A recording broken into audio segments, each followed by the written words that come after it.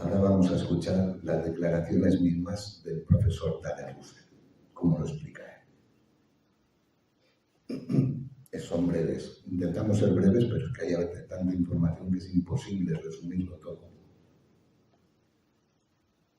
Dale Russell created the Dinosauroid by calculating how Troodon's skeleton would have changed if its brain had grown to the relative size of our own. The eyes are focused more directly toward the front than they are in the dinosaur, so it probably would have had stereoscopic vision, as we happen to. The face is shortened. It has hands which it uses as tools and feeding devices rather than a jaw. The backbone is vertical, the pelvis is rotated beneath it, and it is our feeling, especially in view of the tremendous success of our own species and the bioengineering that it represents, which is the wisdom of millions of years, derived from a creature, incidentally, which was like a shrew and four-legged. We feel that this is a expectable, viable body form in our thought experiment, and it's actually a creature that departed from an ancestor which was bipedal, had a hand that had an opposable finger in it, had partly stereoscopic vision, and indeed the dinosaur looks more like us than our own ancestors did. The fate of Troodon carries a message for our kind.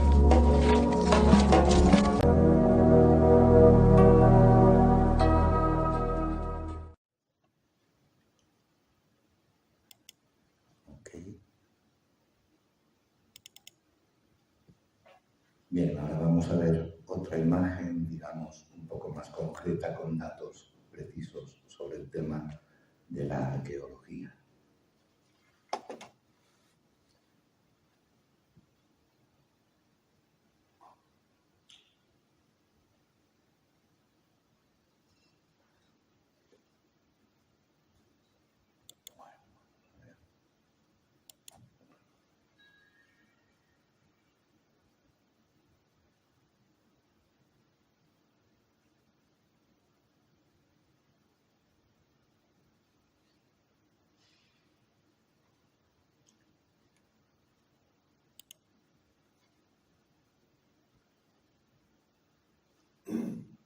Te ha visto que la técnica para mí no es muy fuerte.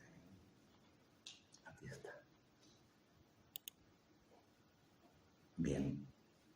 Arriba podemos ver otra foto del río Paluxy, en el cual se encontraron estas huellas enormes, gigantescas.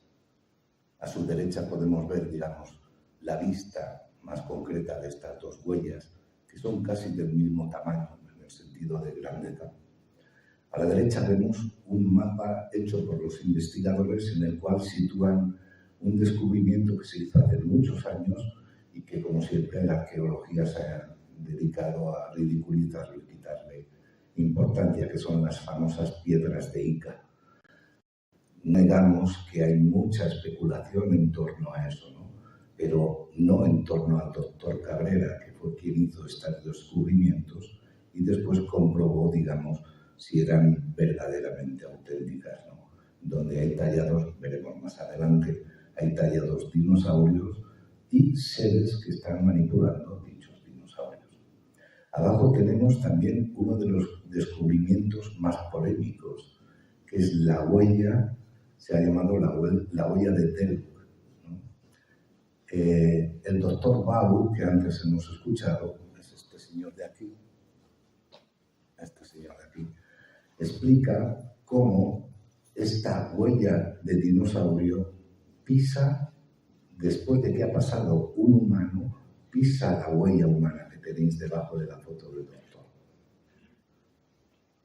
Después veremos la prueba, digamos, la evidencia de cómo esto se autentificó, porque hicieron más de 800 radiografías con un aparato de resonancia para descubrir, digamos, la densidad de esa piedra caliza y para descubrir si efectivamente fue tallada o no fue tallada. Y la conclusión fue de que no fue tallada esa piedra, o sea, no fue la huella, ¿no? Se pueden hacer, claro que se pueden hacer, pero en este caso lo que no se puede imitar es la presión la presión del peso del animal o del humanoide, que fue las pruebas que demostraron que esa huella fue hecha por un peso enorme, ¿no? La compresión del terreno que había debajo de la huella, tanto de la humana como de la del dinosaurio.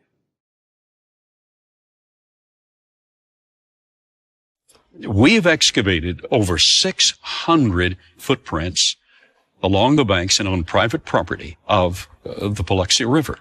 Among them, over 90 human footprints. But if that is true, and it certainly is, because we have at the Creation Evidence Museum some of the original human footprints excavated on private property, and we've run spiral CAT scans through the rock to show they were not carved, they were not fabricated. This is the Alvis Delk print, discovered on the McFall property. And in the vicinity, we have discovered 7 other human tracks, the same size, 11.5 inches in length. You see the great toe, second, third, fourth little toe, metatarsal arch, medial instep section of the longitudinal arch, the heel, this.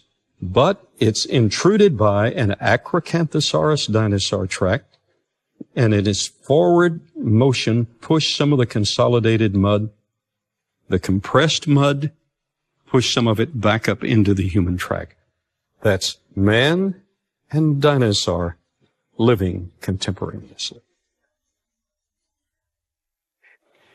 But there are other ways that we can determine if something is genuine. And it's the compression density underneath. You can carve a footprint, but you can't carve the compression that is made when you step there. Plus, you can't carve the change, the rocking motion, but we can read that with a spiral CAT scan. We can read the motion, the step, the transfer, and the step forward. We can determine that with spiral CAT scan. This has been spiral CAT scan. So why the spiral CAT scan? What would the purpose be? Why did you have to go through that testing? Now, that's a very good question, because tracks can be carved. Can you tell a carving from an actual footprint just by examination, or does that spiral scan show you what you need to know about? Spiral CAT scan is almost necessary for the following reason. You can carve all of the surface details of a track, but you cannot fabricate the compression density under that track. So the mud below the track, if it doesn't have that compression density, it had to have been carved. It had to be carved. Lógicamente, esto rompe todos los esquemas, porque de ser así, que lo es, aunque no se quiera reconocer, ya lo veremos más adelante, la conjura de silencio y de ocultación que se realizó, de ser así habría que reescribir toda la historia a nivel científico, pero también darle un entendimiento a nivel filosófico de todas las demás creencias. Abajo vemos de nuevo también al doctor Russell, el cual es interesante porque conoció en esta propuesta que la NASA le dijo, conoció a Carl Sagan, el famoso astrofísico que conocemos todos, que hizo la serie de Cosmos hace un montón de años, tan buena, ¿no? Y curiosamente, Carl Sagan había escrito un libro que lo tituló Los dragones del Edén, como queriendo también estipular una serie de, datos o claves de que no puede haber un hueco tan grande entre dinosaurios humanos. Vale, seguimos a la siguiente. Sí. Que no sé cuál es, estoy perdido ahora mismo. Sí, ahora veremos un vídeo del 1940 donde veremos cómo se ha comportado la ciencia, en este caso la arqueología, ciencia arqueológica. Veremos cuando empieza lo que hacen en relación a estos descubrimientos, ¿no?, de las huellas. Así se comportaron en el pasado, ahora como lo verán, así se comportaron en el pasado y también lo hacen hoy en día. Exacto. Claro, no solo con la huella, lo hacen con más descubrimientos. Bueno, aquí veremos cómo están removiendo, están excavando las piedras para remover las huellas las más comprometedoras, ¿no? Que son exactamente las huellas de los humanos juntos a las de los dinosaurios. De hecho, los dirigentes de la antropología, en este caso, han hecho que las llevaran a sus instalaciones para también esconderlas al conocimiento de todos, ¿no? De todas las personas, para estudiarlas también detenidamente y porque, como antes ha dicho Antonio, sería necesario reescribir, ¿no? Toda la historia de la humanidad, en este caso también sobre la evolución de los seres humanos y no solo. Y no resulta cómoda, ¿no? Por fortuna, otras huellas muy evidentes que se han conocido, como hemos visto y veremos, demuestran esta conjura de silencio por parte de la ciencia, siempre a las órdenes del poder, porque obedecen órdenes de quien quiere ocultar todas estas evidencias. Y afortunadamente también ha habido otros científicos que han querido dar a conocer estos descubrimientos, aunque han pagado el precio del desprecio y de las burlas, porque hay bravos científicos que quieren decir la verdad, pero no pueden. Exacto. Esta es una serie de artículos, publicaciones ya muy antiguas, en las cuales no había ningún problema, periodísticamente hablando, de hablar de este tipo de descubrimientos. Sin embargo, hoy en día no se habla en absoluto, ni se tiene en consideración, como vemos en la imagen, las crónicas del descubrimiento de América, en la cual los nativos de aquel lugar hablan y llevaron a los descubridores, en este caso no sé quién es exactamente, los llevaron al sitio en donde había huesos enormes y cráneos enormes. O sea, la ciencia se ha permitido también obviar este tipo de cosas. ¿Por qué? Muchos se preguntan por qué, y ahora resulta que tenemos una respuesta bien clara. Veamos este artículo que viene a continuación. Aquí lo tenemos. El Instituto Smithsonian admite haber destruido miles, repito, miles de esqueletos de humanos gigantes a principios de 1900. Claro, esto son noticias que a lo mejor las ponen una semana y luego desaparecen.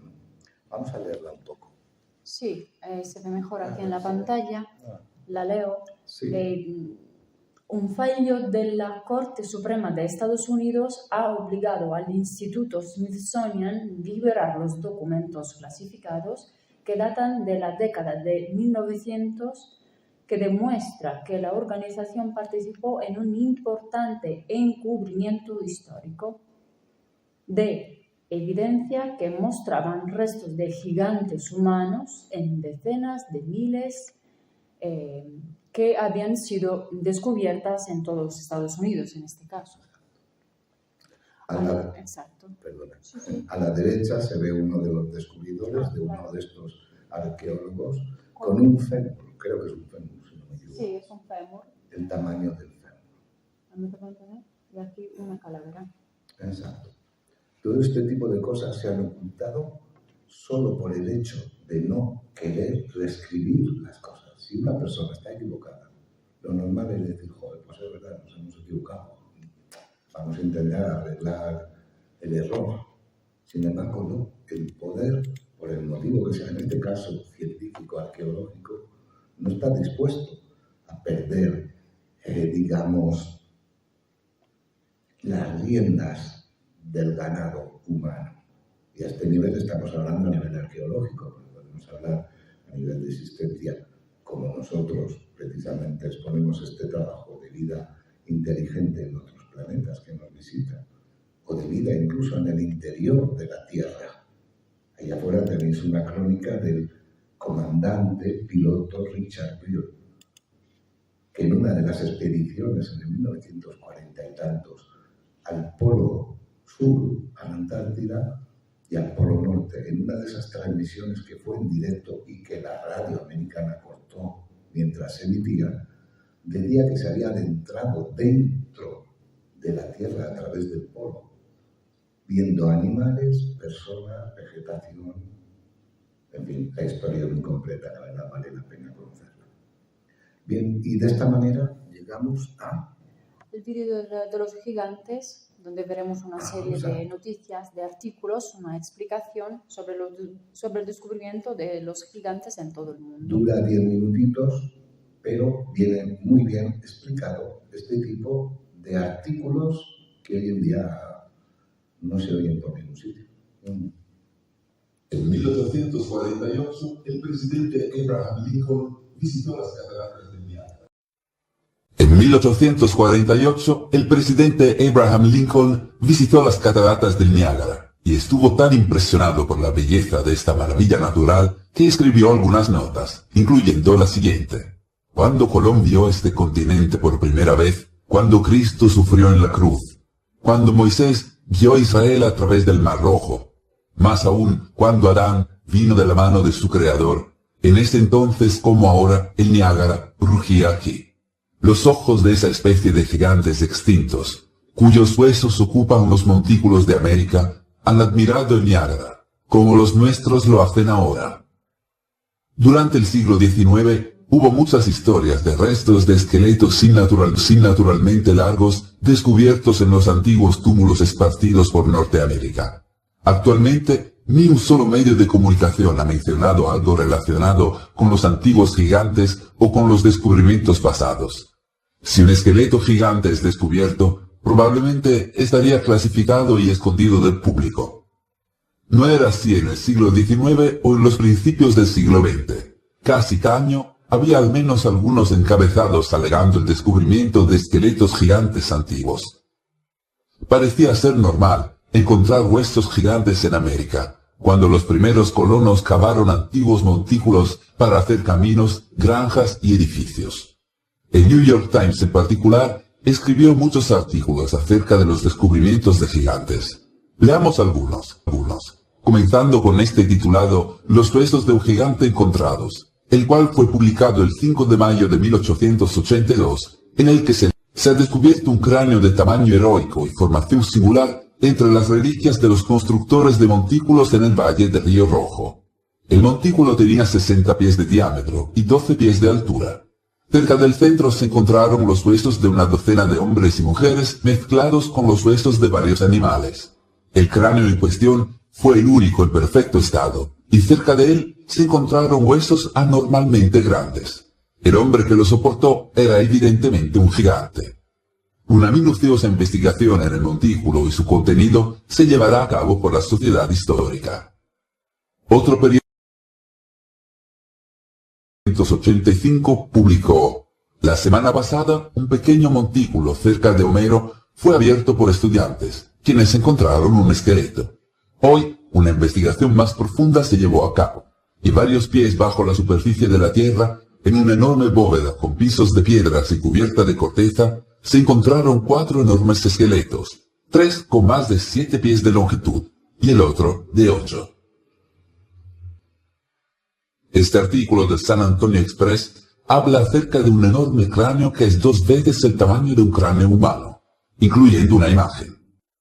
El artículo establece: cráneo del gigante de la playa, descubierto por trabajadores de la VPA cerca de Victoria, se cree ser el más grande encontrado en el mundo. Una cabeza normal también fue encontrada. Que Texas tuviera un gigante en la playa hace mucho tiempo parece probable debido al enorme cráneo recientemente desenterrado en un montículo en el condado de Victoria. Se cree es el cráneo humano más grande jamás encontrado en Estados Unidos, y probablemente en todo el mundo.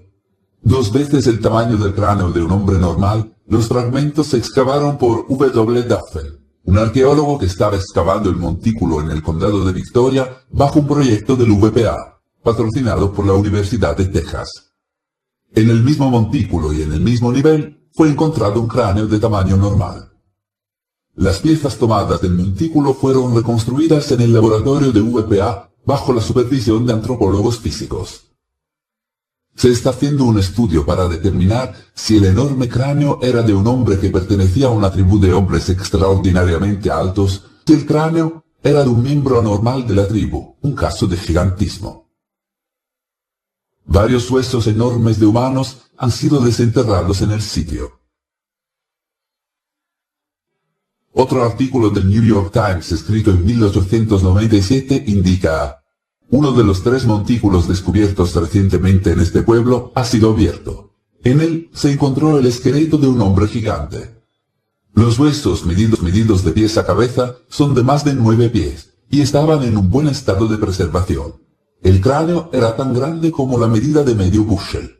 Alas de cobre finamente templadas y otras fuentes estaban cerca de los huesos. El montículo de donde estas reliquias fueron tomadas es de 10 pies de altura y 30 pies de largo, variando entre 6 a 8 pies de anchura.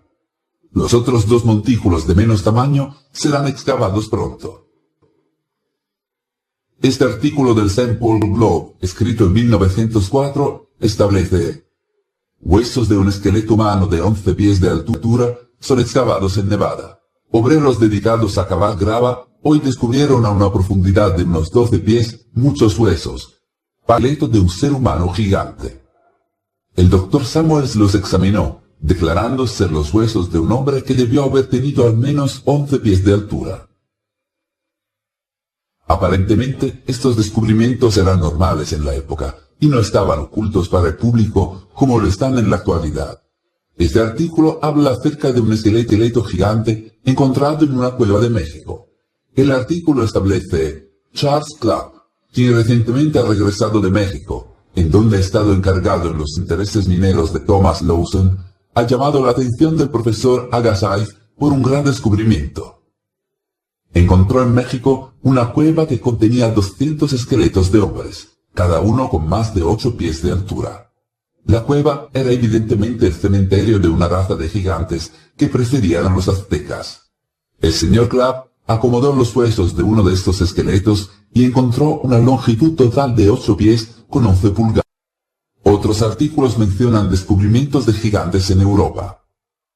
Este artículo de 1892, escrito por el Golden Globe, habla del descubrimiento de una raza de gigantes de los días modernos de Francia. Indica: en el año 1890, algunos huesos humanos de enormes tamaños, doble del ordinario, fueron encontrados en los túmulos de Castelnau, y desde entonces han sido cuidadosamente examinados por el profesor Kinner, quien, al admitir que los huesos son de una raza muy alta, sin embargo, los encuentra anormales en dimensiones y aparentemente en crecimiento mórbido. Sin duda, reabren la pregunta de los gigantes de la antigüedad, pero nos suministran evidencia para decidir. No tienes idea de cuántos otros artículos de periódicos hemos encontrado. Hubo descubrimientos de gigantes por todo el globo, y actualmente los científicos y arqueólogos pretenden que esto nunca pasó. Este artículo titulado «Cuando los gigantes deambulaban la Tierra» habla acerca de los descubrimientos históricos de gigantes de la época del Imperio Romano hasta el siglo XIX. Aquí lo que establece: el pasado era más prolífero en la producción de gigantes que en el presente. En 1830, uno de estos gigantes, quien fue exhibido en Rouen, era de 10 pies de altura, y el gigante Galabra, traído de Arabia hasta Roma en la época de Claudio César, era de la misma altura.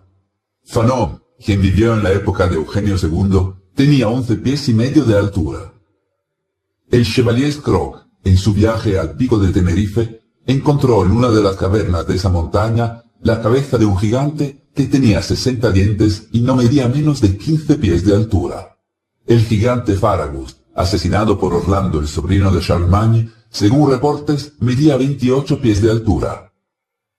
En 1814, cerca de Saint-Germain, se encontró la tumba del gigante Isolén, quien no medía menos de 30 pies. En 1590, cerca de Rouen, se encontró un esqueleto cuya cabeza era como un bushel de maíz, la cual tenía 90 pies de altura. El gigante Bacrt tenía una altura de 22 pies. En 1623, cerca del castillo en Dauphin, se encontró una tumba de 32 pies de largo, 16 pies de ancho y 8 pies de alto, en la cual estaban escritas en piedra gris las palabras Kentolocus Rex. Se encontró que el esqueleto medía 25 pies y un cuarto de altura, 10 pies a lo largo de los hombros y 5 pies desde el pecho hasta la espalda. Pero Francia no es el único país en el que esqueletos gigantes se han desenterrado. Cerca de Palermo, Sicilia, En 1516 se encontró el esqueleto de un gigante de 35 pies. Cerca de Magrino, en la misma isla, en 1816 se encontró el esqueleto de un gigante de 30 pies, cuya cabeza tenía el tamaño de una cabeza de cerdo, y cada diente pesaba 5 onzas. Aunque en el momento estos descubrimientos se hicieron públicos, una vez que los esqueletos fueron llevados a los museos respectivos y a las instituciones históricas, desaparecieron por completo, y nadie volvió a hablar al respecto. Aquí hay un mapa de todos los reportes de gigantes en Norteamérica. Es verdaderamente sorprendente cuántos existen. Casi todos los descubrimientos terminaron en el Instituto Smithsoniano, y ya sabemos que tan buenos son encubriendo grandes descubrimientos. Existen además supuestos reportes del Smithsoniano comprando esqueletos gigantes excavados por los ciudadanos, quienes desaparecerían, y nunca escuchándose de ellos. El Smithsoniano incluso tenía una división especial para explorar antiguos montículos y supuestos cementerios para gigantes.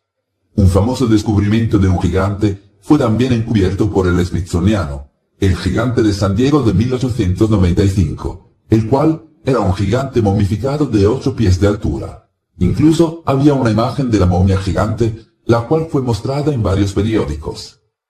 La momia fue inspeccionada por muchos científicos, después de la cual el gigante de San Diego fue comprado por el Smithsoniano. 13 años después, en 1908, cuando la momia estaba siendo exhibida, el Smithsoniano hizo algunas pruebas calificándola como una farsa, indicando que estaba hecha de gelatina.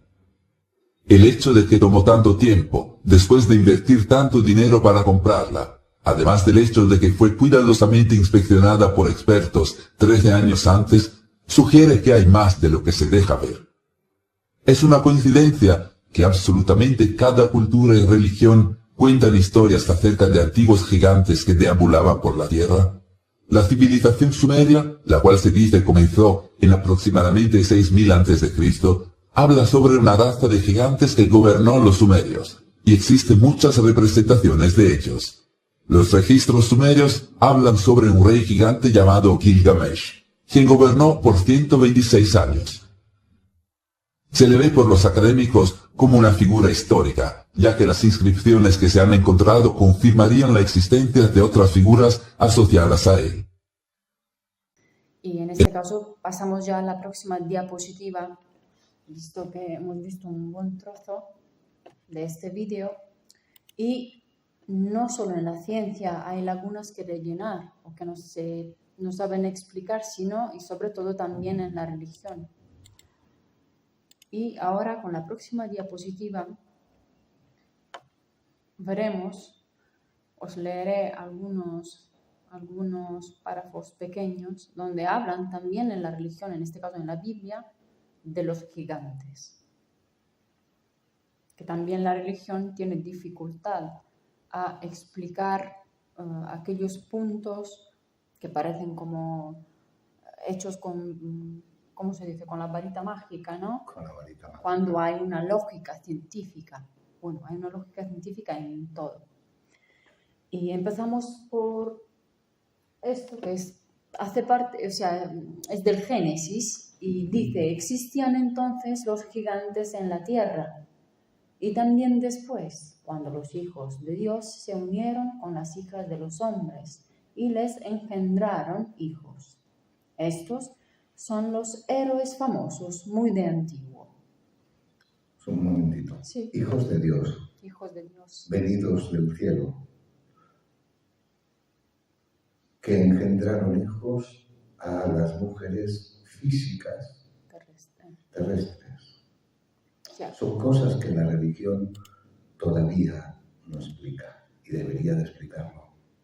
Claro, ¿quién son estos seres venidos de fuera, no? Por ejemplo, en Números dice: es una tierra que devora a sus habitantes, y todos cuantos de ella hemos visto eran de gran talla.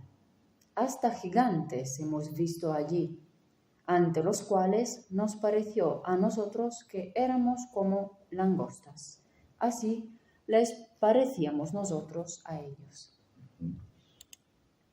Y ahora veremos algunas imágenes, No. pero antes, sí, antes también, seguramente la conocéis, la crónica de David y Goliat, ¿no? Que mató a Goliat.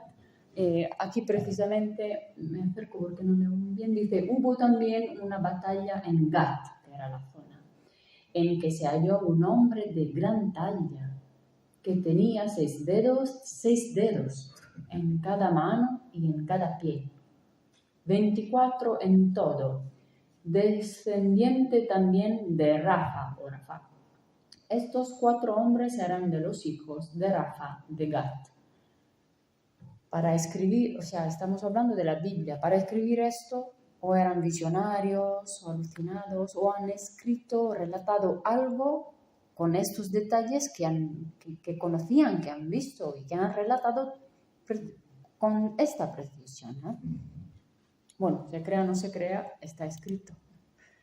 Y ahora veremos algunas imágenes en relación a la religión, y de hecho ha sido dicho y está escrito, hagamos al hombre a nuestra imagen y semejanza.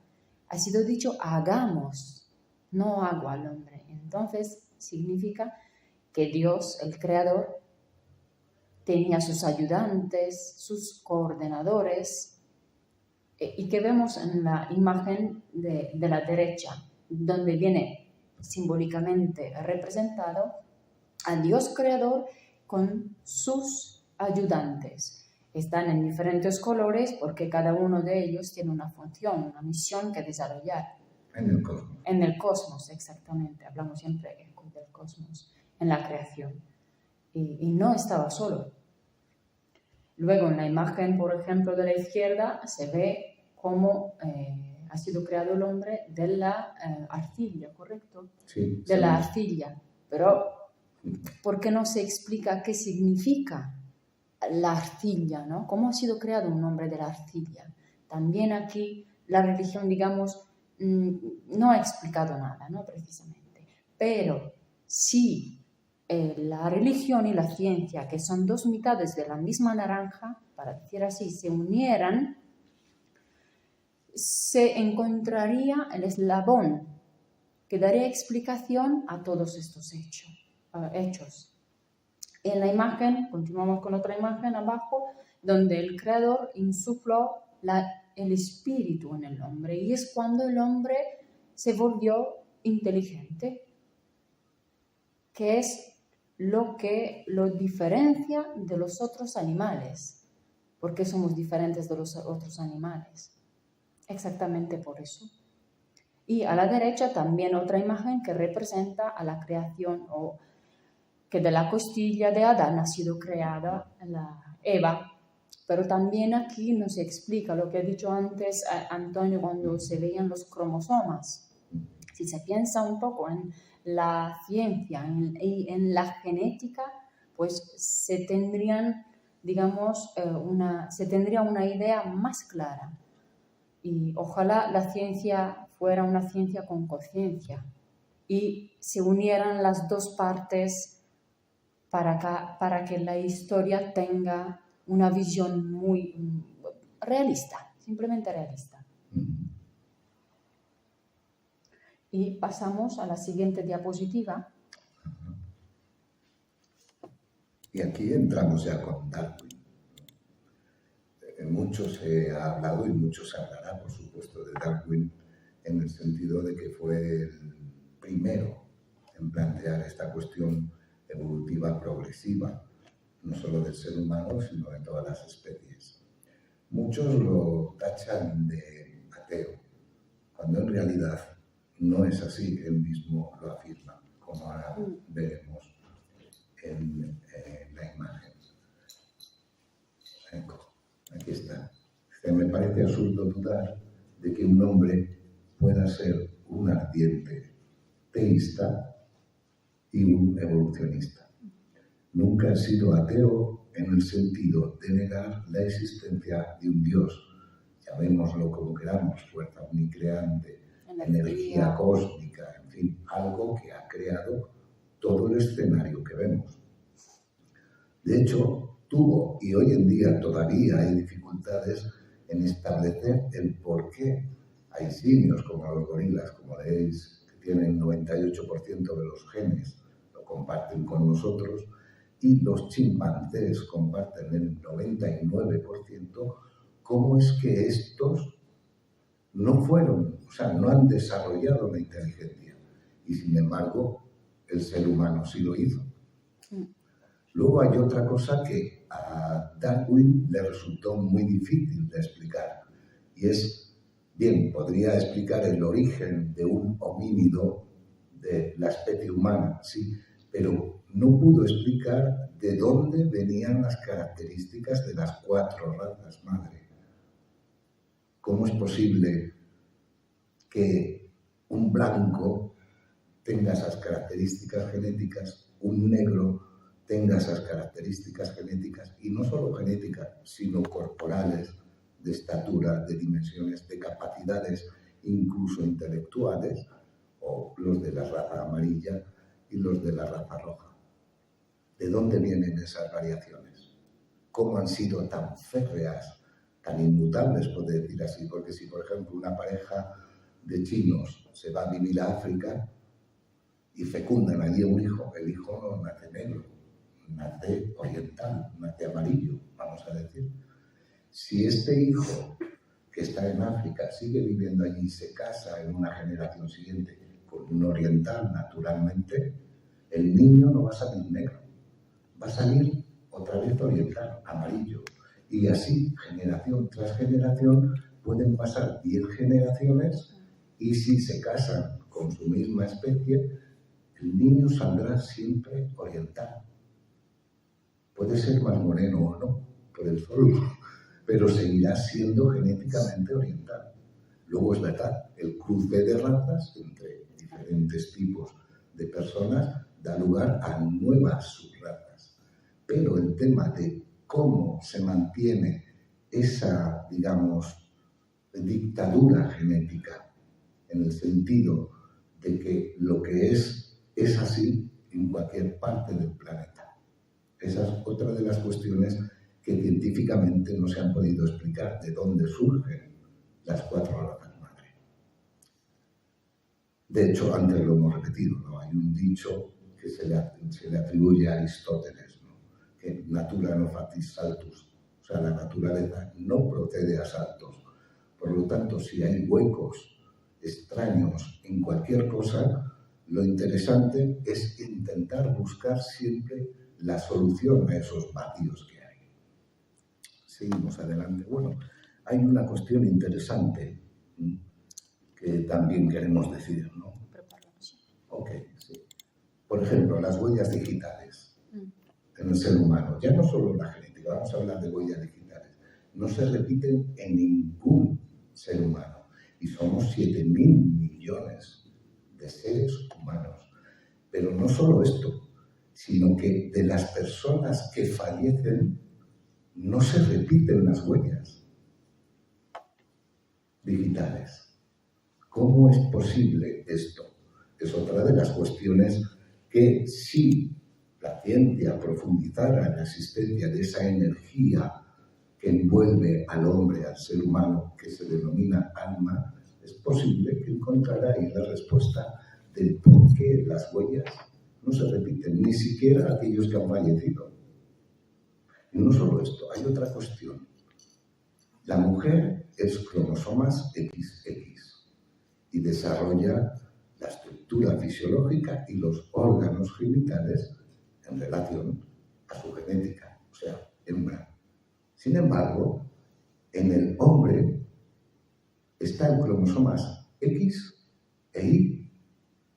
Sin embargo, genéticamente, el hombre no desarrolla para nada ningún síntoma del cromosoma X, que es el femenino.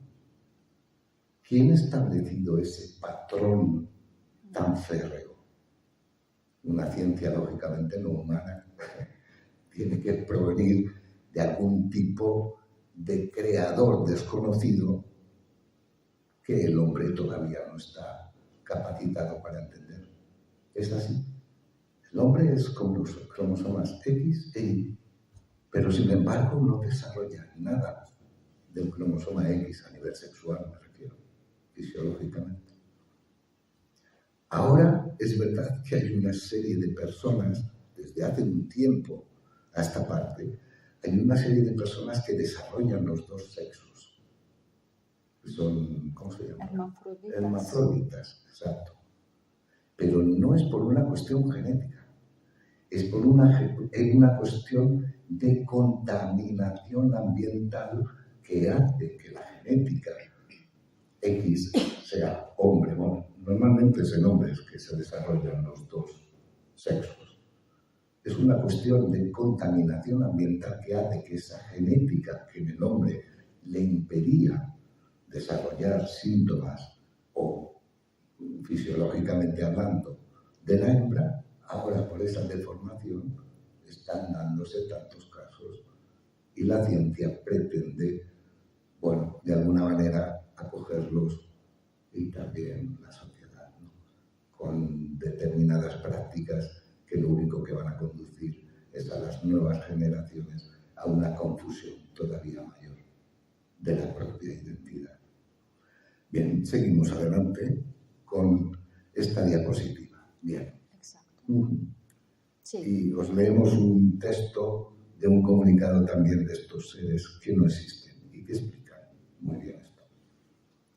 ¿Sabíais que vuestros primeros padres, aquellos que fecundaron la vida inteligente sobre vuestro planeta, vinieron de lejos y no eran terrestres?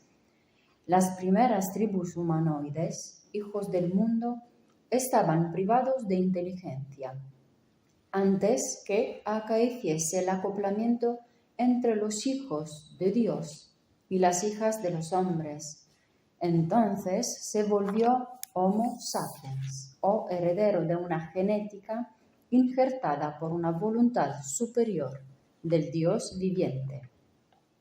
Los dioses estaban complacidos, volviendo un hombre animal a su imagen y semejanza y concediéndole el beneficio de la inmortalidad, con condiciones bien precisas y con la obligación de respetar y obedecer la ley de los creadores y venerar la fuerza omnipresente, omnipotente y omnisciente del Santo Espíritu, creador de todo, dioses comprendidos.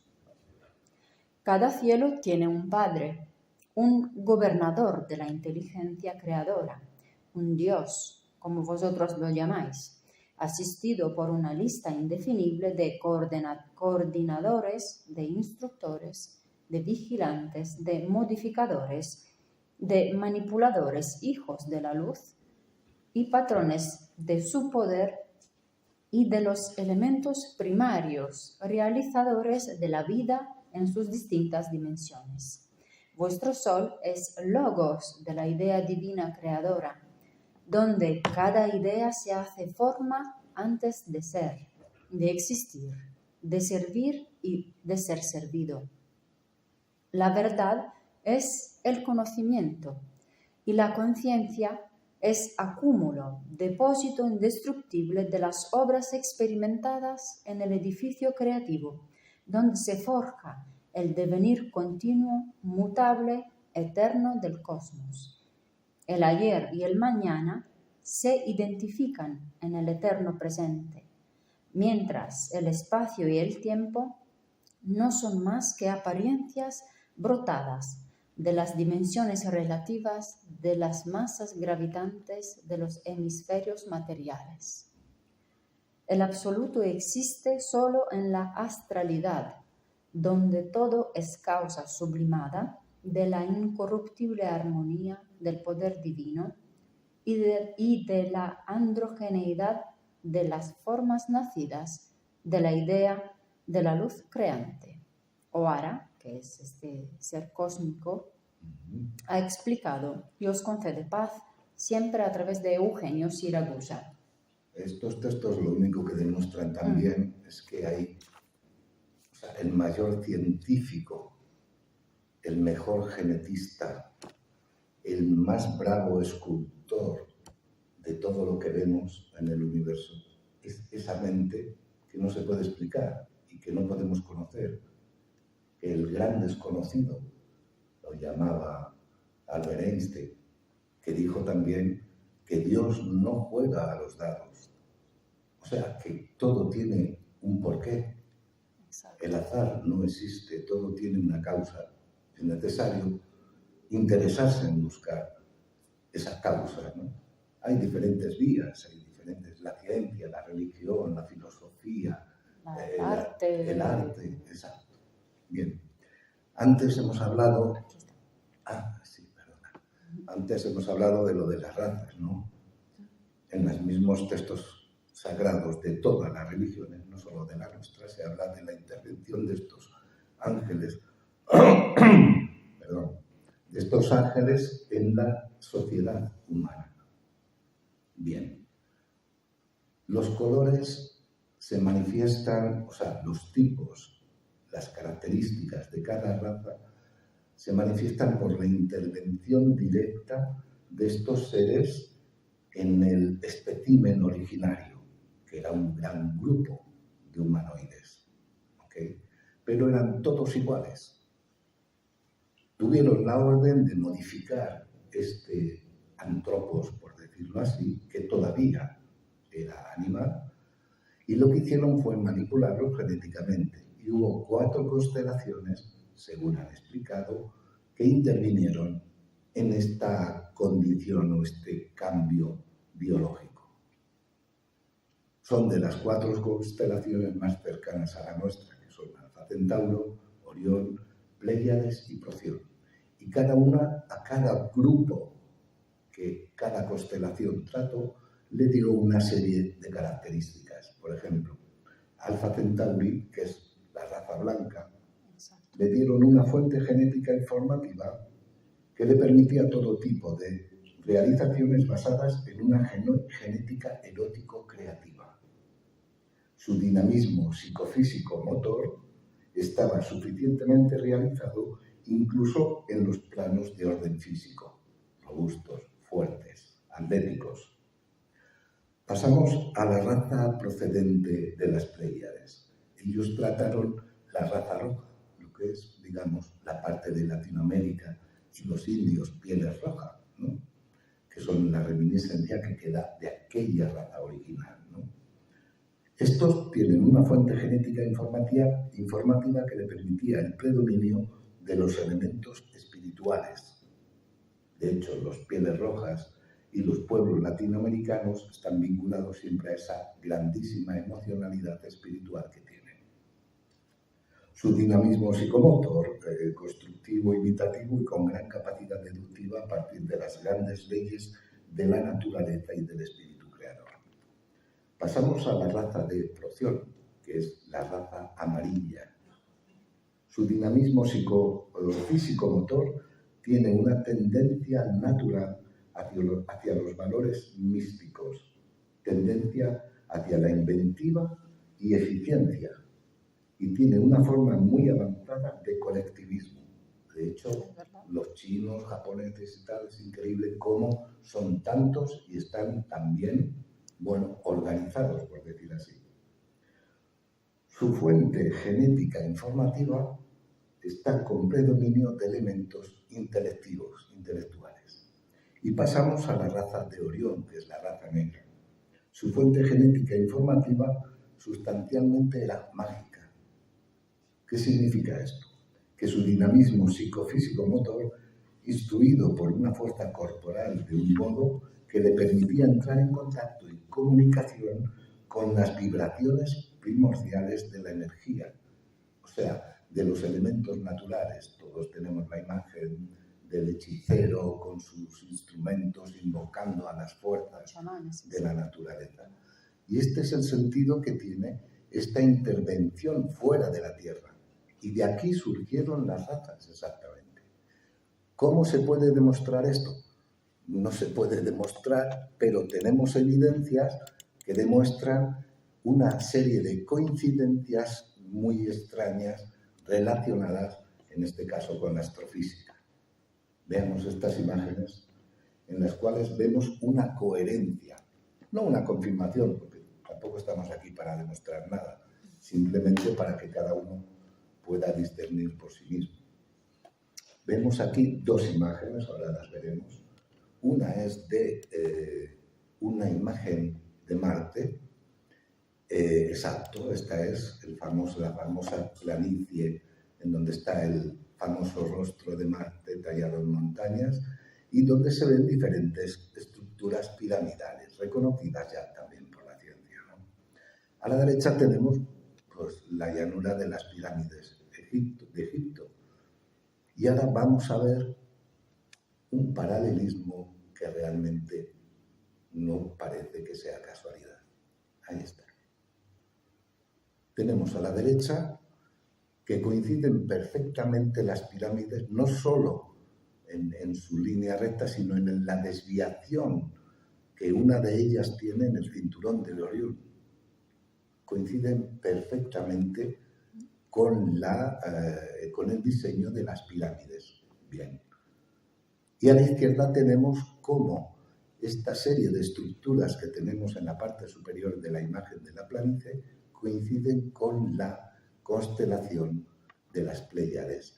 De hecho, según estos seres han contado a diferentes personajes, los seres provenientes de las Pléyades fueron los primeros en empezar la intervención en la raza humana. Bien, seguimos para adelante. Las piedras de Ica. Exacto. Piedras de Ica, exacto. Antes hemos hablado de los restos arqueológicos. Hace unos cuantos años las rocas eran solo rocas, ¿no? Mira, me quito esto aquí. Sí. Las rocas eran solo rocas, o sea, no tenían ningún valor. Eran minerales que podían ser más bellos o menos bellos, pero no tenían ningún interés, digamos, particular, hasta que a alguien, no sé quién habrá sido, pero a alguien se le ocurrió romper estas piedras y resulta que dentro había todo un archivo, bueno, un pequeño archivo en este caso, a lo mejor un fósil, ¿no? Y de esa manera empezó, digamos, la arqueología a indagar más en lo que antes eran solo piedras, pero que ahora se ha demostrado que es un, digamos, soporte grabador de la historia natural de la Tierra insustituible. Antes lo que eran solo piedras, ahora ya no son solo piedras, sobre todo en determinados sitios. Hay un conocimiento que todavía no ha sido dado a conocer en este caso por el Vaticano. Hace años se descubrió el profesor Ernetti, el sacerdote, el padre Ernetti, descubrió una cosa estudiando, era un profesor de polifonía, de sonidos básicos, por decirlo así, y descubrió una ley que actúa en la atmósfera terrestre. Esta ley que actúa en la atmósfera terrestre es que todos los seres humanos y todos los animales y todo lo que se manifiesta, hasta el más pequeño insecto, dejan dos rastros grabados en la atmósfera, que para nosotros parece que es solo aire, pero es una cinta magnética. Esos dos rastros son, uno, la imagen, y el segundo, la voz.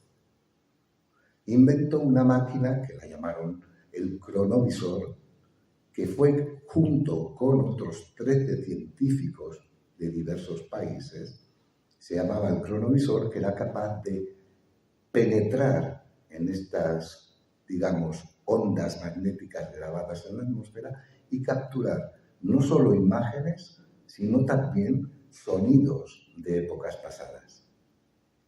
Fue tan peligrosa esta máquina que el Vaticano lo que hizo fue ocultar tal descubrimiento, desmontaron la máquina y a cada uno de los países que participó se les mandó una pieza.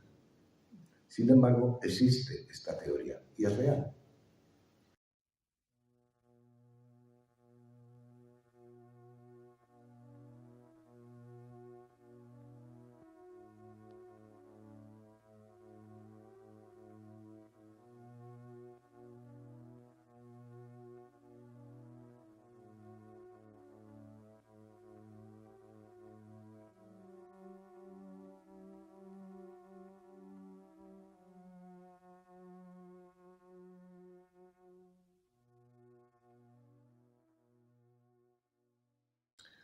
De hecho, el tema tan tratado sobre el tema de los muertos que pueden hablar, que se pueden manifestar y tal, también tiene relación con esto.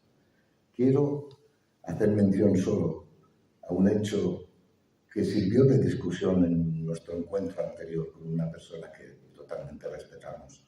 Había un problema de comprensión cuando yo dije y afirmé que la luz, que viaja a 300.000 kilómetros por segundo, se podía acelerar y podía ser utilizada como medio de transporte en viajes intergalácticos. Bien, en ese momento yo intenté buscar el artículo que ahora les muestro porque yo le decía, es un estudio que se hizo científico sobre esta posibilidad de acelerar la velocidad de la luz. Y no solo se han hecho en relación al aceleramiento, sino también a ralentizarla. El artículo es este de aquí. Es un artículo del año 2000, en el cual dice, un experimento físico en Estados Unidos logra que la luz supere 310 veces su velocidad. Todo esto está basado en los conocimientos de un genio que todavía habría mucho que hablar sobre él y que descubrir, que es Albert Einstein. Todos lo conocemos. Bien, como hemos dicho, las rocas dejaron de ser rocas. Pero resulta que la arqueología y la antropología es quien dice qué rocas valen y qué rocas no valen. En este caso tenemos las rocas, las piedras de Ica famosas, ¿no? En ellas están tallados diferentes signos, sobre todo de dinosaurios que ni siquiera se habían descubierto los fósiles.